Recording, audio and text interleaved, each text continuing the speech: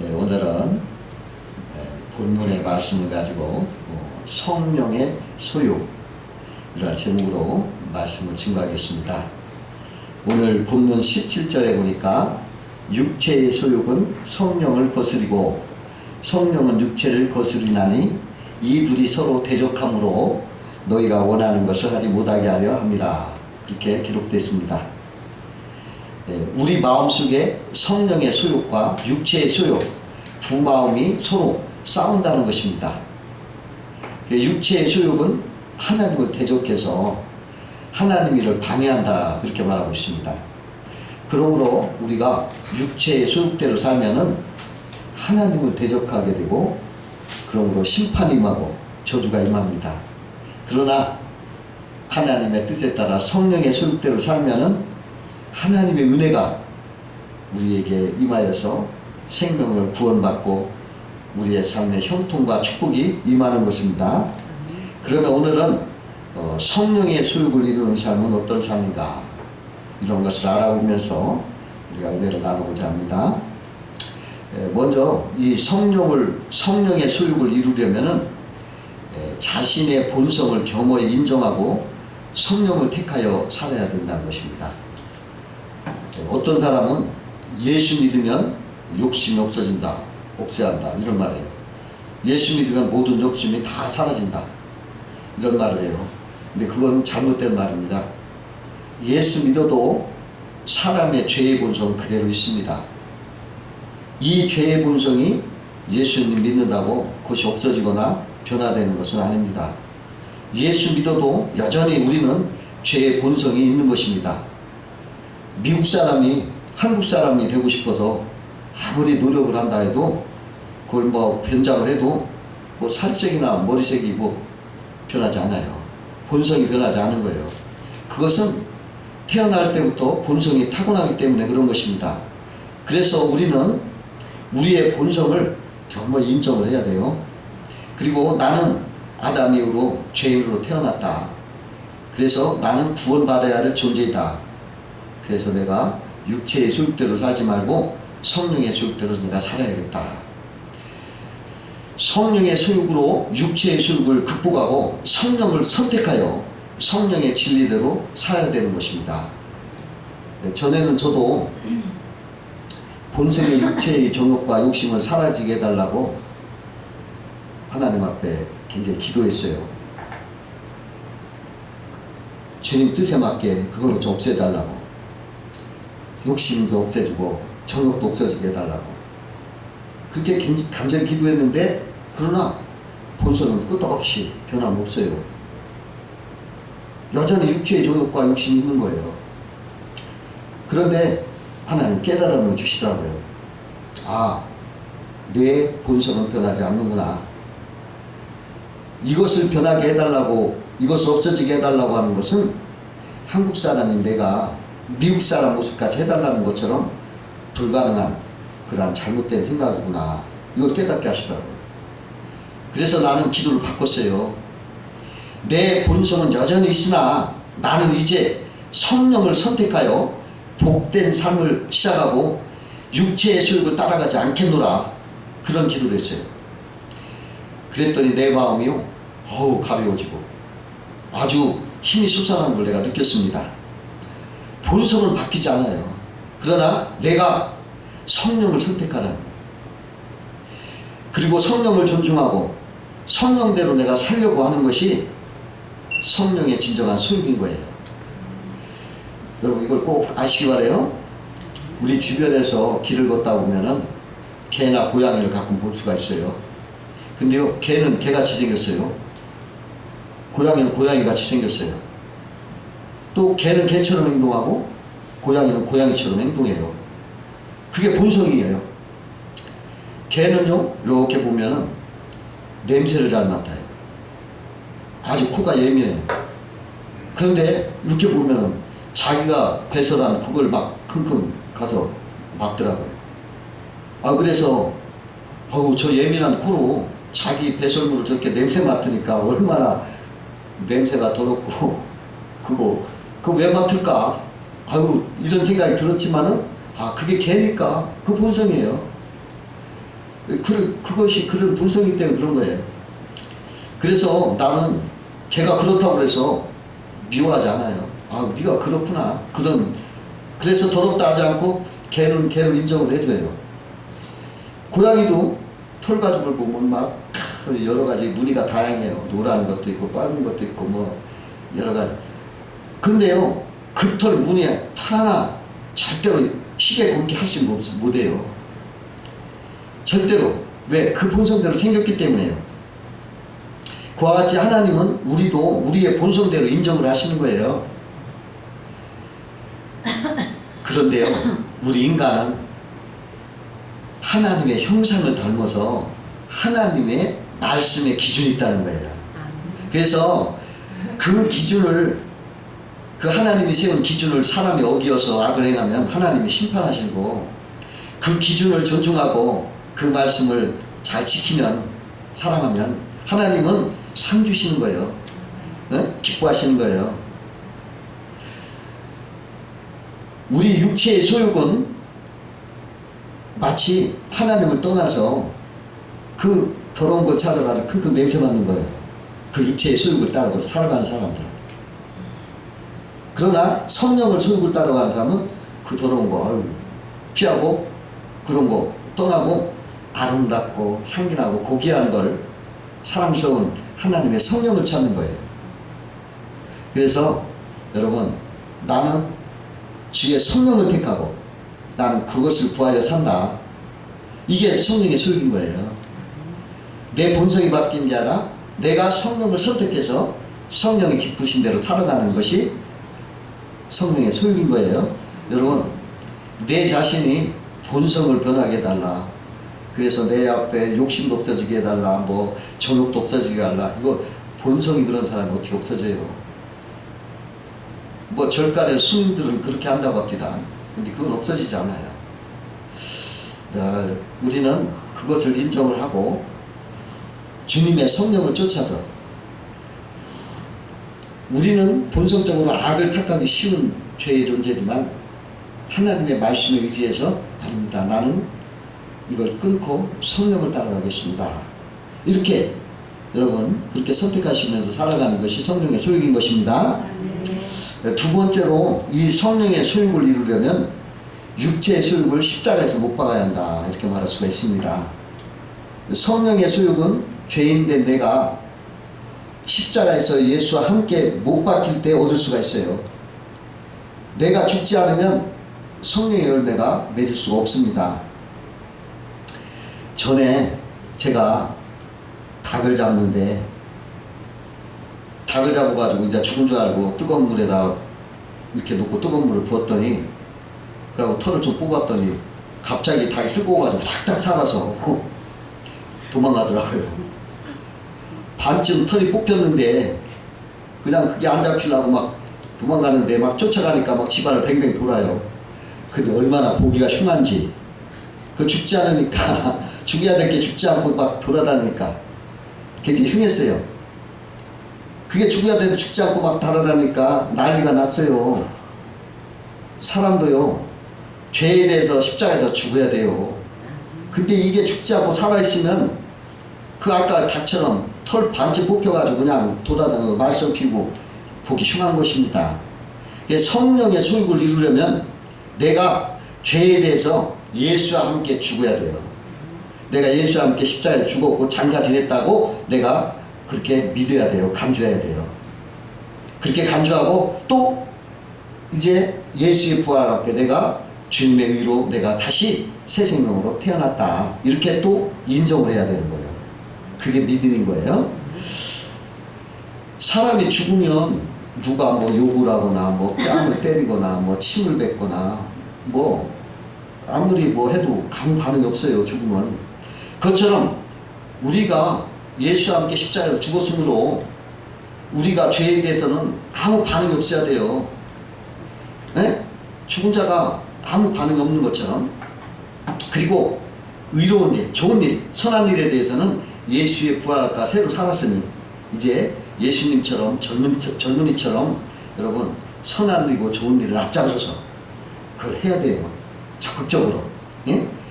그게 바로 성령의 소유입니다.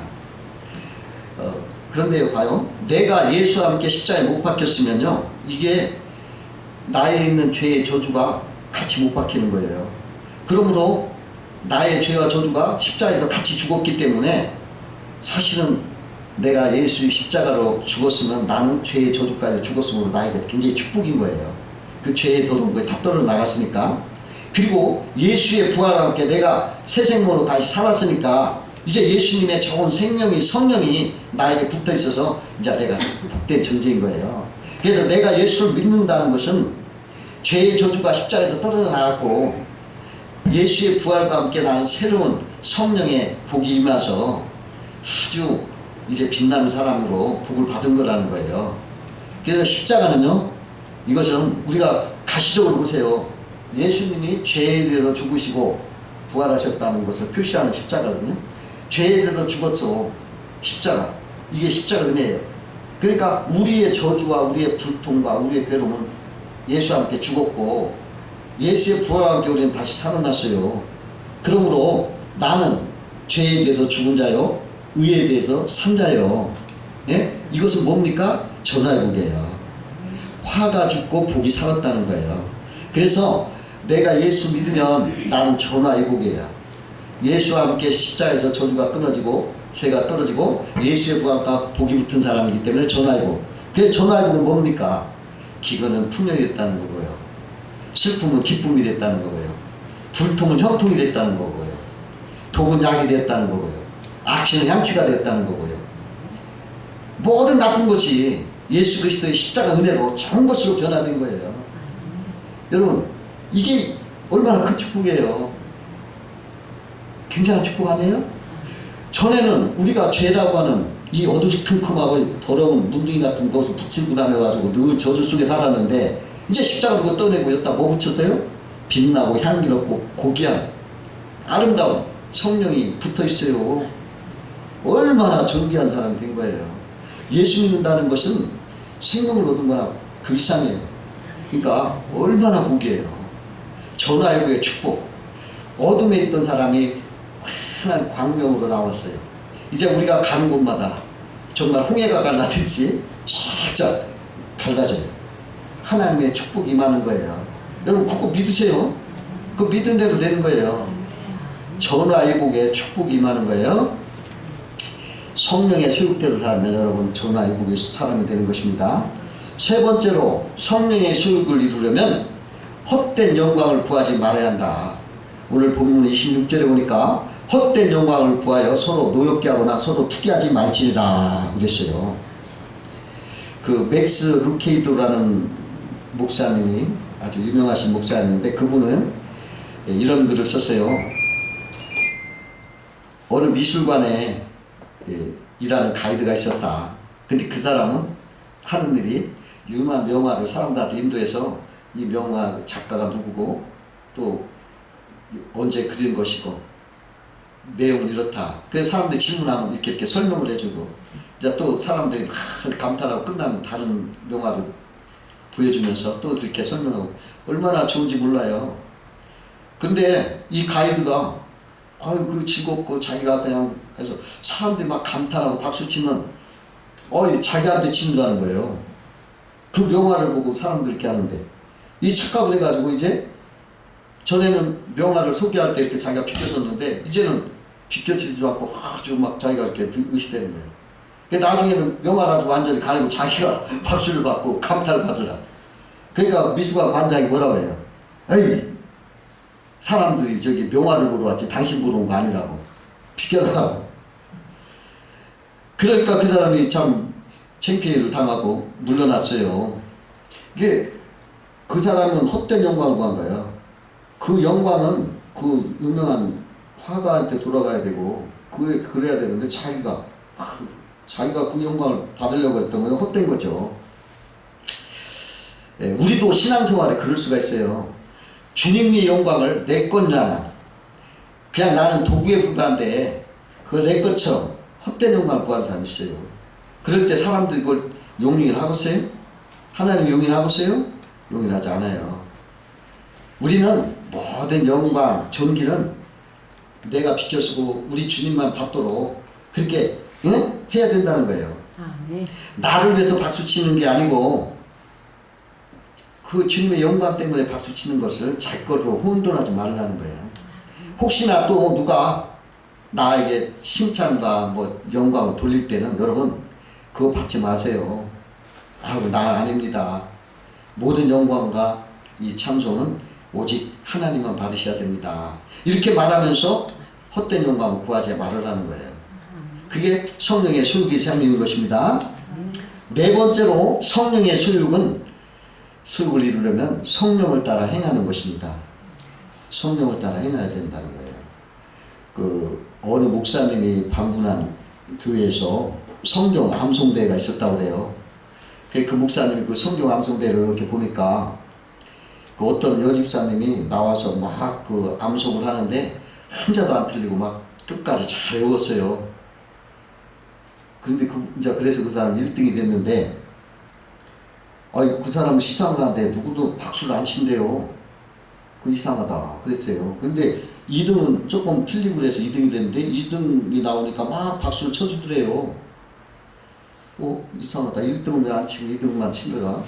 근데 3등은 이제 조금 더 많이 틀려서, 그래서 박수가 좀 적지만 그래도 막 박수를 쳐주는데, 그게 궁금해서 목사님한테 왜 저 1등만 저 집사님 한 번도 안 틀리고 잘 외웠는데 다른 2등 3등은 박수를 이렇게 쳐주는데 왜 저 사람한테 아무도 쳐준 사람 없어요? 그랬더니 그 목사님이 말을 하는데 저분은 머리가 좋아서 성경 암송은 잘해가지고 말씀은 잘 알고 많이 알지만은 말씀대로 살지 않고 자꾸 사람들과 싸움닭이에요. 그러더라는 거예요.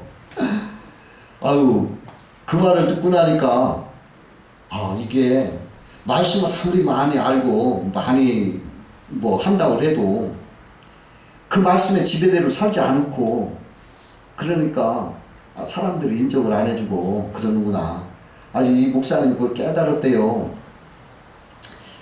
여러분 우리가 그래요. 신앙생활 우리가 기도도 잘하고 말씀도 잘 암송하고 그렇지만은 그 말씀에 따라서 우리가 순종해서 살지 않는다면 그것은 성령의 소유가 아닙니다. 그래서 내가 성령을 따라 살아야 돼요. 그래서 이 성령으로 따라 산다는 걸 뭐냐면 말씀을 따라 산다는 것인데 자기 생각, 자기 힘, 자기 지혜대로 살지 않고 그것을 젖혀두고 하나님 말씀, 하나님 뜻, 하나님을 존경하고 그 따라간다는 거거든요. 바로 이게 성령의 소유라는 거예요.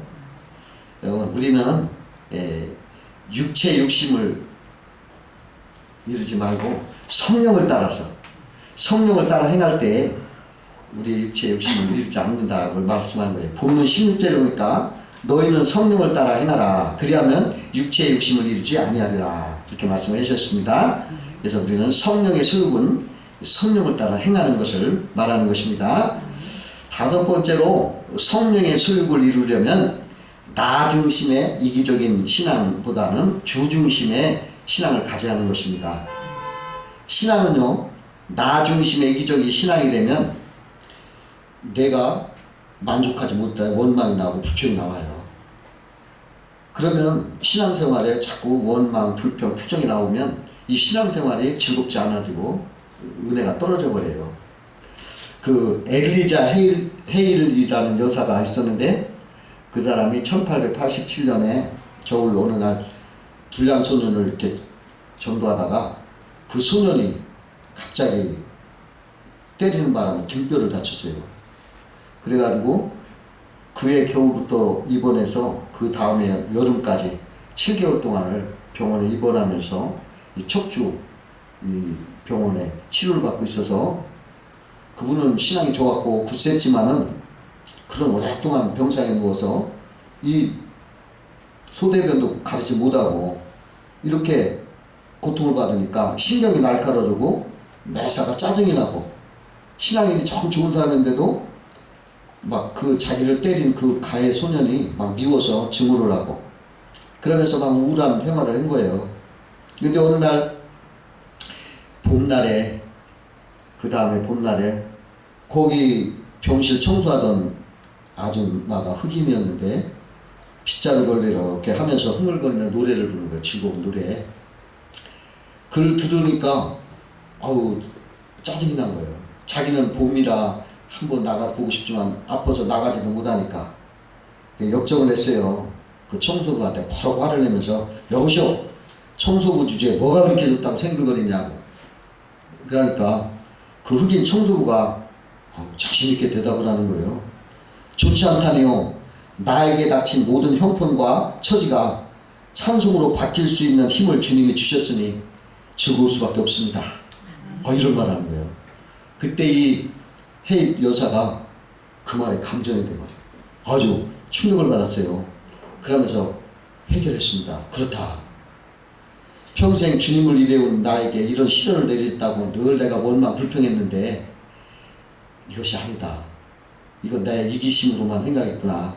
그러니까 회개를 하면서 내가 이제 원망 불평하지 말고 주님 의지하면서 주님 믿고 살겠습니다.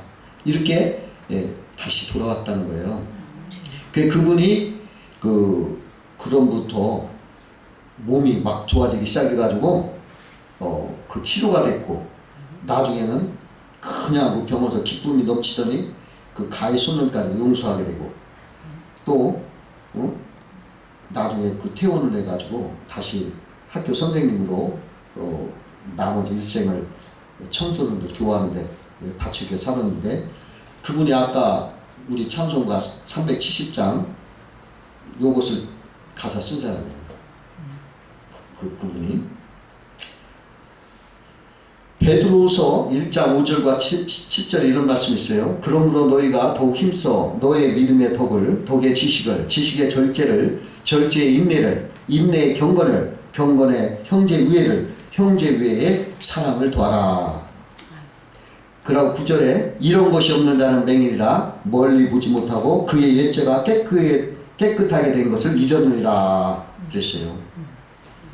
이 신앙은 이기적이고 그렇게 신앙생활하면 안 되는 거예요. 주님 중심으로 주님 앞에 맞춰야 돼요. 그 옛날에 기어다니는 안진뱅이가 있었어요. 그래 그 사람은 추운 겨울이면은 나머지 굴뚝을 막 이렇게 껴안고 얼어 죽지 않으라고 또 낮에는 시장에 나가서 막 겨다니면서 사람들한테 구걸해서 살았어요. 그러다가 어느 날 그 장터에서 소경인 사람이 쓴 걸 봤어요. 그 소경이 구걸하는 걸 보고 마음이 서로 아파가지고 같이 가서 우리 서로 이렇게 어려우니까 같이 도와가며 살자. 그러면서 그 안진뱅이가 나는 눈이 있으니까 당신 맹이는 눈이 없고 다리가 있으니까 당신이 나를 업고 다니고 나는 내 눈으로 가르쳐줄 테니까 같이 살자. 그래서 맹인도 이제 그 안진뱅이를 업고 다니고 맹이는 또 이렇게 지를 지셔놔서 이렇게 살았어요. 그래가지고 시장에 나와서 늘 구걸하는데 사람들이 둘이 불쌍하잖아. 맹인이고 하나는 다 안진뱅이고. 그러니까 많이 도와준 거예요. 서로 이렇게 돕고 사는 게 불쌍해서. 그러니까 이 생활이 점점 좋아진 거예요. 근데 이 안진뱅이가 눈이 좋으니까 똑똑해가지고 이제 음식이 막 들어오면 맛있는 건 자기가 먹고 맛없는 건 맹이를 주는 거예요. 못 보니까. 자기가 배부르게 먹고 맹이는 배고프게 주는 거예요. 욕심을 내고 자기가. 그러니까 자기는 막 점점 뚱뚱해서 무거워지고 맹이는 못 먹으니까 점점 힘이 빠졌어요. 그러다 어느 날 두 사람 시골 눈두렁에 맹인이 걷고 가다가 힘이 빠져서 꼬꾸라져가지고 같이 거기서 꼬꾸라져가지고 같이 죽었어요. 여러분 자기만을 위하다가 같이 죽는 거예요. 우리 신앙도 마찬가지예요. 내 중심적인 이기적인 그러한 신앙을 하지 마시고 그런 안진뱅이처럼 욕심꾸러기가 되면 안 돼요. 신앙은 이렇게 주님 중심으로 불평 얼마 하지 말고 겸손한 마음으로 내가 불행이 있어도 우리 주님이 나를 오늘날 도와주신다. 이러한 주님 중심으로 내 중심으로 볼 때는 왜 하나님 이런 불행을 줬습니까? 왜 나에게 나 예수 잘 믿고 이러는데 왜 나에게 이런 고난을 주십니까? 막 불평을 나 중심 이기적인 중심에 생각하면 안 돼요. 그러지 말고 그랬을 때도 주님이 도와주셔서 이제 이걸 이길 줄로 믿습니다. 내가 이렇게 주님 중심으로 말씀 중심으로 겸손하게 신앙생활을 해야 이게 성령의 손을 이룰 수가 있어요. 그런 사람이 찬송할 수 있는 거예요. 내 중심으로 하면 찬송이 안 나오고 불평이 나오고 원망이 나오잖아요. 그러나 주님 중심으로 살면 어떠한 환경에서도 주님을 찬송할 수 있고 찬양할 수 있으면서 성령의 은혜가 임하는 거예요. 그러한 생활 하시기를 주의 이름으로 축원합니다. 아멘. 네, 기도하겠습니다.